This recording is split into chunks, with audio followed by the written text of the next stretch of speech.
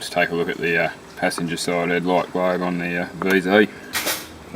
Now you can just use a screwdriver and a set of pliers to pop out these plug things that hold this plastic thing on the front here.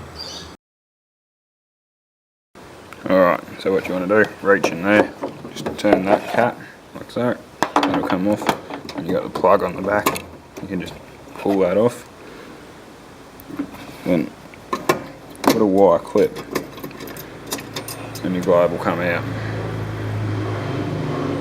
Grab your new globe,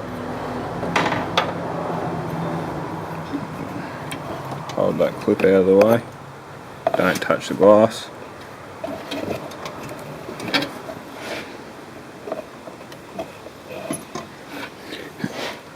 Now on the globe there's the different lugs for locating it, the big ones at the top.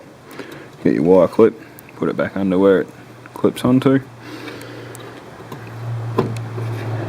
Push the wires back on, get your cap, put that back on.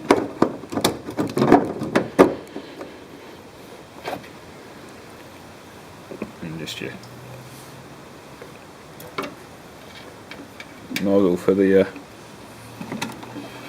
side tank. I'll just push back in and there.